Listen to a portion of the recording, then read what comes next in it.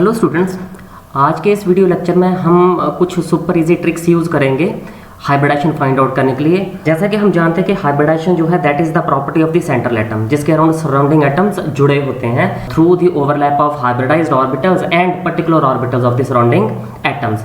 इसके साथ साथ हम ये भी पढ़ेंगे कि कौन कौन से ऑर्बिटल्स, पी के कौन से ऑर्बिटल्स, क्या ये पी एक्स होगा, पी वाई होगा, पी जेड होगा, और डी के जो 5 ऑर्बिटल्स हम पढ़ते हैं d x y, d y z, d x z, d x square minus y square and d z square, इन ऑर्बिटल्स में से कौन सी ऑर्बिटल्स एक पर्टिकुलर टाइप की हाइब्रिडाइजेशन में इन्वॉल्व हैं।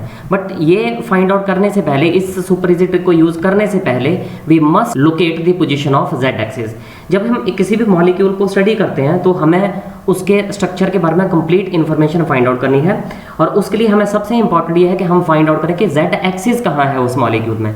क्योंकि अगर z एक्सिस हमें पता होगी तो हम x और y एक्सिस भी फाइंड आउट कर सकते हैं। और जैसा कि आप जानते हो वी हैव ऑर्बिटल्स। अगर मैं px ऑर्बिटल की बात करूं, it has its lobes along x axis, so this is called px orbital. और अगर py ऑर्बिटल की बात करूं तो इसके लोब्स हमें मिलते हैं y एक्सिस के अलोंग। और अगर मैं z एक्सिस की बात करूं और उसके ऊपर अगर लोब्स प्रेजेंट होंगे तो हमारे पास ये जो ऑर्बिटल बनेगा ये होगा पी जेड। तो अगर हमें एक्सिस पता है, if you are able to find out the axis, then we can easily determine what type of that orbital is. In this way we can also find out the type of d orbitals used in hybridisation. सबसे पहले Z axis अगर हमें find out करनी है तो Z axis में हमें एक चीज़ चेक करनी है कि उस मॉलिक्यूल को, जिस मॉलिक्यूल में हम जेड एक्सिस ढूंढने जा रहे हैं, उस मॉलिक्यूल को किस एक्सिस से हम मैक्सिमम टाइम रोटेट कर सकें कि हमारे पास इक्विवेलेंट और आइडेंटिकल स्ट्रक्चर बने। अब ये इक्विवेलेंट और आइडेंटिकल स्ट्रक्चर्स हैं क्या? मैं आपको एक एग्जांपल, बड़ी सिंपल सी एग्जांपल लेके ये चीज़ एक्सप्लेन कर रहा हूँ। Let we have a molecule of H2। इसमें इस एटम को मैंने HA एटम कह दिया, इसको मैंने HB एटम कह दिया। Okay, we have 2 hydrogen atoms now. अगर मैं इस हाइड्रोजन एटम के जो मॉलिक्यूल बन रहा है, H2 मॉलिक्यूल बन रहा है, अगर इसको मैं यहाँ से रोटेट कर दूँ क्लॉकवाइज इन दिस वे, मतलब 180 डिग्री अगर रोटेशन कर दी जाए तो मेरे पास बन जाएगा HB एंड HA। A की जगह B चला जाएगा और B की जगह A चला आएगा। अगर मैं इसको फिर से एक बार रोटेट कर दूँ again through 180 degree, I will get HA and HB। तो यहाँ पे ये हमारे पास ओरिजिनल स्ट्रक्चर था, और ये जो लास्ट स्ट्रक्चर बना ये भी ओरिजिनल जैसा ही बन गया। दिस इज कॉल्ड आइडेंटिकल, जो सेम वैसा ही बन गया जैसा शुरू में था।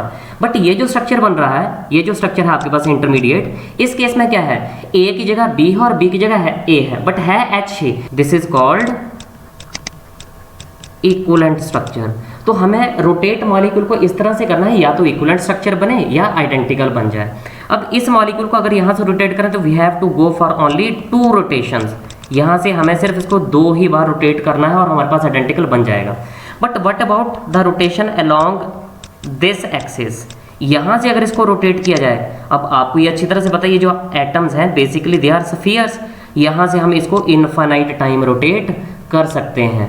ठीक है, इनफाइनाइट रोटेशंस अगर हम करेंगे तो मेरे पास इक्विवेलेंट और आइडेंटिकल बहुत सारे स्ट्रक्चर्स बनेंगे। आइडेंटिकल तो चलो एक ही होगा, बट इक्विवेलेंट स्ट्रक्चर बहुत सारे बनेंगे।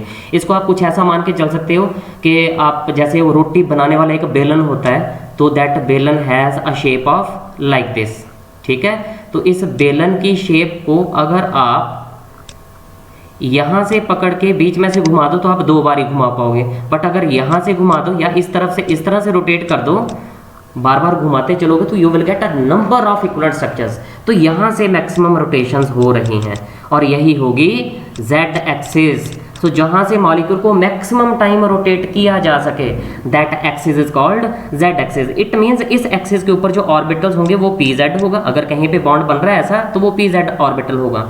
और यू मस्ट रिमेंबर, हमने जब HF मॉलिक्यूल स्टडी किया था in case of sigma bond formations, तो HF के केस में हम ये कह रहे थे कि हाइड्रोजन का 1s ऑर्बिटल है और फ्लोरीन का 2pz ऑर्बिटल है, बिकॉज ये जो फ्लोरीन का ऑर्बिटल है यही ऑर्बिटल क्या कर रहा था, ये जो 2pz ऑर्बिटल है फ्लोरीन एटम का, यही बॉन्ड बना रहा था हाइड्रोजन के साथ, और this was the internuclear axis, और इसी एक्सिस को हमने z चूज किया, that's why this was pz orbital. और जो सिग्मा बॉन्ड बनता है भाई pp ओवरलैपिंग, उसमें भी हम यही कहते हैं कि यही z एक्सिस होगी। दैट्स वाई उन जो सिग्मा बॉन्ड बनाने में जो ऑर्बिटल्स ओवरलैप कर रहे थे आपस में सिग्मा बॉन्ड बनाने के लिए, वो ऑर्बिटल्स pz ऑर्बिटल्स थे, because this was the z axis, because यहीं से मॉलिक्यूल को मैक्सिमम टाइम रोटेट कर सकते हैं। And this type of example you have studied. Fluorine में एक 2pz ऑर्बिटल दूसरे फ्लोरीन के 2pz ऑर्बिटल के साथ ओवरलैप करके सिग्मा बॉन्ड बनाता है। सो रिमेंबर वन थिंग, हम जब किसी भी मॉलिक्यूल में मैक्सिमम रोटेशंस ढूंढ लेंगे, जहां से मैक्सिमम रोटेशंस होंगी वही उस कंपाउंड की प्रिंसिपल एक्सिस होगी। एक एग्जांपल मैं आपको यहाँ पे और डिस्कस कर देता हूँ। Let this is the case of BF3 molecule. ये मॉलिक्यूल प्लेनर है, ओके। अगर इस मॉलिक्यूल को अगर मैं यहाँ से रोटेट करूँ, let it is first second and third fluorine, तो मेरे पास यहाँ से रोटेट करेंगे 180 डिग्री अगर रोटेट करेंगे, we will get this type of structure. F3 है वहीं रहेगा, बट F1 F2 की जगह चला जाएगा और F2 F1 की जगह चला जाएगा। एक बार फिर 180 डिग्री रोटेशन कर दें तो मेरे पास अब फिर क्या बन जाएगा, F1 अपनी जगह पे पहुंच जाएगा वापस। तो ये जो स्ट्रक्चर बना ये बना आइडेंटिकल और ये बना इक्विवेलेंट, ओके। ऐसी ही रोटेशन जैसे यहाँ से 2 rotation now we are having similar type of 2 rotation यहाँ से भी हो सकती हैं BF2 बॉन्ड से, और यहाँ से भी 2 ही रोटेशन हमारे पास हो सकती हैं थ्रू BF1 बॉन्ड, ठीक है। बट इस मॉलिक्यूल में मैक्सिमम रोटेशंस कहाँ से होती हैं, और जो मैक्सिमम रोटेशंस आती हैं इस केस में वो होंगी इसके परपेंडिकुलर, मींस ये स्क्रीन के बाहर की तरफ को आपकी तरफ को आ रही है, वो एक्सिस है। सो इट इज लाइक फैन। तो अगर मैं इसको रोटेट करूंगा 120 डिग्री सामने से पकड़ के इसको अगर रोटेट करते हैं तो F3 की जगह F1 आ जाएगा, then we will have F3 और यहाँ पहुंच जाएगा F2। तो ये जो रोटेशन होगी 120 डिग्री की होगी। एक बार फिर से इसको 120 डिग्री रोटेट करेंगे, we will get this type of structure. यहाँ पे हमारे पास आ जाएगा F1, यहाँ हो जाएगा F3 और यहाँ F2, और फिर 120 डिग्री रोटेशन करेंगे, we will get this type of structure, जिसमें अब वापस मेरे पास F3 जहाँ था वहीं पहुँच गया, यहाँ आ जाएगा आपके पास F2 और यहाँ आ जाएगा F1। So after 3 rotations, this was the first rotation, this was the second rotation, this was the third rotation, हमारे पास इक्वलेंट स्ट्रक्चर बने, और जो तीसरे रोटेशन की हमारे पास तब क्या बन गया, वापस आइडेंटिकल स्ट्रक्चर की फॉर्मेशन होगी। तो यहाँ से कितनी रोटेशंस हुई, अगर मैं बिल्कुल सामने से रख के इसको घुमा रहा हूँ, देन वी हैव 3 रोटेशंस। तो जहाँ से ज़्यादा रोटेशन होंगी वही z एक्सिस होगी। तो we have this axis as z axis, means इस मॉलिक्यूल के प्लेन में z एक्सिस नहीं है, इस प्लेन के परपेंडिकुलर है। आप इस BF3 के मॉलिक्यूल को एक फैन की तरह कंसीडर कर सकते हो। यू नो फैन का स्ट्रक्चर कुछ इस तरह से होता है। We have 3 flaps in a fan, ठीक है। ये मान लो 3 फ्लैप्स मैंने फैन के बना दिए हैं। तो यहाँ फैन को जहाँ से वो जुड़ा होता है ऊपर छत के साथ, वो z एक्सिस होगी, क्योंकि वहीं से इसके 3 बार रोटेशन आएंगी। पहला फ्लैप दूसरी जगह पहुंचेगा, दूसरे वाला तीसरे की जगह पर, तीसरे वाला फर्स्ट की जगह पे। तो इस तरह से हमारे पास 3 रोटेशंस करनी पड़ेंगी, तब जाके ये मॉलिक्यूल मैक्सिमम रोटेशन शो करेगा। सो वही क्या होगी, जहाँ से मॉलिक्यूल को मैक्सिमम टाइम रोटेट करते हैं, that is called principal axis और मेजर एक्सिस ऑफ रोटेशन, और वही z एक्सिस होती है।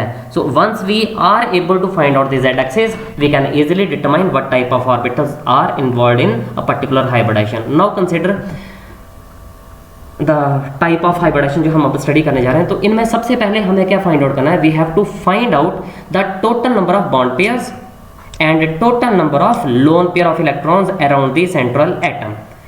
सेंट्रल एटम के अराउंड टोटल कितने बॉन्ड पेयर्स हैं और कितने लोन पेयर्स हैं, वो कैलकुलेट करना है। वो वैल्यू होगी n, जो सम आएगा दोनों नंबर्स का, लोन पेयर्स का भी और बॉन्ड पेयर्स का भी, दैट इज कॉल्ड n। और ये वही n की वैल्यू है जो हम पीछे फॉर्मूला से डिटरमाइन कर रहे थे VSEPR थ्योरी में, that was n half valence shell electrons plus number of monovalent atoms minus charge of cation plus charge of anion. तो ये वही n है, वहां पे भी हमने लोन पेयर्स और बॉन्ड पेयर्स ही चेक किए थे। So consider the case now, we have 2 total जो इलेक्ट्रॉन पेयर्स हैं including bond pairs and lone pairs, we have 2। So if we have 2 lone pair and bond pairs in all 2 electron pairs, there is involvement of 2 orbitals, one s orbital and one p orbital. So there will be formation of 2 sp hybrid orbitals. और वो कैसे होंगे, क्योंकि दो sp hybrid orbital बन रहे हैं तो एक दूसरे के मैक्सिमम एंगल के ऊपर होंगे, और वो मैक्सिमम एंगल कितना होता है, that angle is of 180 degree. That's why इस केस में जो ज्योमेट्री आएगी वो हमेशा लीनियर आएगी। Now because this is the Z axis जहां से मॉलिक्यूल को मैक्सिमम टाइम रोटेट कर सकते हैं, तो जो p ऑर्बिटल इन्वॉल्व होगा that will be pz। s तो नॉन डायरेक्शनल, उसमें s ही हम लिखेंगे, बट जो p ऑर्बिटल आएगा that will be pz orbital. Now if we have 3 electron pairs including both lone pairs as well as bond pairs, तो हमारे पास 3 ही sp2 hybrid orbitals बनेंगे। तो यहाँ पे जो हर एक ऑर्बिटल है वो क्या होगा, sp2 हाइब्रिड ऑर्बिटल होगा। सो 3 sp2 हाइब्रिड ऑर्बिटल्स बन जाएंगे, और हाइब्रिडेशन का नाम भी यही लिखेंगे। सो ये 3 बन रहे हैं क्योंकि 3 ही ऑर्बिटल इन्वॉल्व थे, एक s था और 2 p के ऑर्बिटल थे। नाउ द क्वेश्चन इज ये p के कौन से 2 ऑर्बिटल्स थे। आप यहीं से देख सकते हो मैक्सिमम रोटेशंस सामने की तरफ होंगी, स्क्रीन के बाहर की तरफ को, और वहां से क्योंकि अगर मैक्सिमम रोटेशन होगी, जैसे पिछले केस में अभी मैं आपको एग्जांपल एक्सप्लेन करके हटाऊं bf3, you can see here this is the case of bf3 bcl3 so3 and carbonate ions, ठीक है। तो ये z एक्सिस होगी। अब z एक्सिस क्योंकि प्लेन के बाहर है, इट मींस जो z ऑर्बिटल है वो हाइब्रिडेशन में यहाँ पे इन्वॉल्व नहीं हो सकता, क्योंकि हाइब्रिडेशन में इन्वॉल्व हो रहे हैं वो तो प्लेन में प्रेजेंट है। तो वो कौन से ऑर्बिटल्स आए फिर, px एंड py, क्योंकि z तो सामने चला आया, z is not a part of hybridisation in this case. So जो बचे 2 ऑर्बिटल्स हैं वो कौन कौन से होंगे, एक px होगा, एक py होगा। These are the examples which have this type of geometry, means trigonal planar. तो यहाँ पे जो शेप आएगी वो ट्रायगोनल प्लेनर आएगी। Now what about the third case, we have 4 total number of electron pairs, again including lone pairs as well as bond pairs, then it means there is formation of 4 sp3 hybrid orbitals। Okay, तो यहाँ पे जो 4 orbital दिख रही हैं सारे के सारे कौन से हैं, sp3 हाइब्रिड ऑर्बिटल्स हैं। ये भी sp3 होगा, हर एक sp3 हाइब्रिड ऑर्बिटल यहाँ पे बनेगा। अब क्योंकि p के तीनों ही ऑर्बिटल्स यहाँ पे यूज हो रहे हैं तो s तो रहेगा, px भी आ गया, py भी आ गया और pz भी आ गया। And these are the example जहाँ पे sp3 हाइब्रिडेशन होती है। सो sp3 में टोटल 4 ऑर्बिटल आ रहे हैं। ओके, सो अगर हमारे पास n की वैल्यू 4 आ रही है तो 4 ही ऑर्बिटल्स वाली कोई हाइब्रिडेशन होगी। तो 4 ऑर्बिटल्स किसमें है, sp3 में, एक s का ऑर्बिटल है और 3 p के ऑर्बिटल्स हैं, टोटल 4 हो गए। तो अगर n की वैल्यू 4 आ जाती है, total lone pairs and bond pairs 4 हैं, तो हाइब्रिडेशन sp3 होगी, क्योंकि यहाँ पे भी 4 ही ऑर्बिटल्स इन्वॉल्व हैं और 4 ही हाइब्रिड ऑर्बिटल्स बनेंगे। ओके, जिसमें s का एक ऑर्बिटल होना ही होना है और p के जो 3 ऑर्बिटल इन्वॉल्व हैं वो होंगे px, py and pz। Now the next case is if we have total number of electron pairs equal to 5। तो अगर 5 है तो हमें कोई ऐसी हाइब्रिडेशन लिखनी है जिसमें टोटल 5 ऑर्बिटल इन्वॉल्व हो, और वो कौन कौन से हैं, 1s ऑर्बिटल है, there are 3 p orbitals and 1 d orbital. Now the question is कौन कौन से ऑर्बिटल्स हैं, ठीक है। सो s का तो रहेगा, p के 3 है तो p के भी तीनों आ जाएंगे, px, py एंड pz। तो d का कौन सा ऑर्बिटल होगा, that will B dz²। Now why so, यहाँ किस तरह से इसकी हाइब्रिडेशन है, यहाँ पे थोड़ा सा टिपिकल है स्ट्रक्चर। यहाँ पे आपको 2 अरेंजमेंट्स दिख रही हैं, एक दिख रही है ट्रायगोनल, और ट्रायगोनल आपने अभी लास्ट स्लाइड जो थी वहाँ पे आपने ट्रायगोनल ज्योमेट्री पढ़ी थी, this was the trigonal case. इस ट्रायगोनल शेप में कौन से ऑर्बिटल्स यूज हुए थे, 1 was s orbital and 2 p orbitals, और p कौन कौन से थे, px एंड py। तो इट मीन्स यहाँ पे जो ट्रायगोनल शेप बन रही है, इस ट्रायगोनल शेप में एक s का ऑर्बिटल है और 2 p के ऑर्बिटल्स हैं जो px और py होंगे। और अगेन मैक्सिमम रोटेशन यहाँ कहाँ से हो सकती हैं, दिस इज द एक्सिस जहाँ से मॉलिक्यूल को मैक्सिमम टाइम रोटेट कर सकते हैं, तो this will be z axis. अगर ये z एक्सिस है then we have 2 orbitals on this z axis also, तो it means there will be involvement of 2 orbitals, और उनके लोब्स z एक्सिस के अलोंग होने चाहिए थे। तो p का कौन सा ऑर्बिटल है जिसके z एक्सिस के अलोंग लोब्स हैं, वो pz है, और d का कौन सा ऑर्बिटल है जिसके लोब्स अलोंग z एक्सिस है, वो है dz²। So it is very clear now कि sp3d हाइब्रिडाइजेशन में बेसिकली हमारे पास 2 तरह की हाइब्रिडाइजेशन इन्वॉल्व हैं। एक आ जाएगी sp2 जिसमें एक s orbital px and py जो ट्रायगोनल प्लेनर वाला पार्ट है, और जो बाई पिरामिडल है उसमें एक pz ऑर्बिटल होगा और दूसरा dz² ऑर्बिटल होगा, जो बेसिकली एक्सियल पोजीशंस को रिप्रेजेंट करेगा। So it is a mixture of 2 types of hybridisations and these are the examples pf5, pcl5, clf3। in clf3 because we have only 3 bonds, so there will be branch of 2 lone pair of electrons। okay, so in this way we can determine the structures। now the next case, if we have 6 electron pairs around central atom, so हमें वो hybridisation choose करनी है जिसमें 6 orbitals involve हों, और 6 वाले orbitals कौन से हैं, एक s, p3 and d2. So total we have s orbital, 3p orbitals and 2d orbitals, और टोटल 6 ऑर्बिटल्स हमारे पास बन गए। और इसकी ज्योमेट्री आपके पास आती है octahedral. The geometry is octahedral. Now the question is कौन से ऑर्बिटल्स यहाँ पे यूज्ड हैं? तो एस तो एज इट इज है, पी के 3 ऑर्बिटल्स हैं, that is clear now, p x, p y and p z. Because हमारे पास जो ऑक्टाहेड्रल ज्योमेट्री बनती है, I am going to draw here, तो ऐसे बनती है जिसमें जो सराउंडिंग एटम्स प्रेजेंट है, they are present along axis. आप देख सकते हो, अगर ये एक्स एक्सिस है, ये वाई एक्सिस है और ये जेड एक्सिस है, ठीक है, और बीच में ये सेंट्रल एटम है। जैसे यहाँ पे ये सेंट्रल एटम होगा, ये सराउंडिंग में ये कौन सा ऑर्बिटल है? sp3d2, ये भी sp3d2, ये भी sp3d2, sp3d2, ये भी। तो देयर आर 6 sp3d ऑर्बिटल्स, और सभी कहाँ प्रेजेंट है? Along the axis. Now we have 2d orbitals which have their lobes along the axis, और वो कौन कौन से हैं?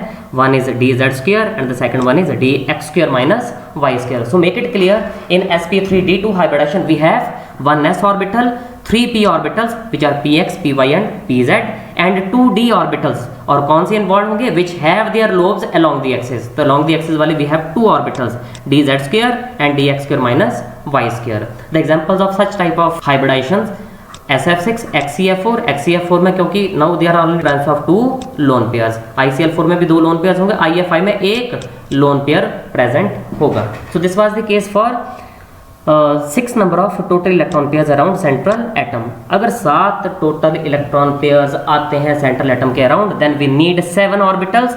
तो 7 की possibility सिर्फ एक है, वो क्या है? sp3d3। और यहाँ पे हमारे पास ये स्ट्रक्चर कुछ बनता है which is called pentagonal bipyramidal. तो बाईपिरामिड में जो हमारे पास ऑर्बिटल्स आएंगे अगेन, क्योंकि मैक्सिमम रोटेशन जेड एक्सिस के अलॉन्ग ही होंगे और वो जेड एक्सिस इधर ही है, तो डी के ऑर्बिटल्स तो क्लियर हो गए कि dz² तो होएगा।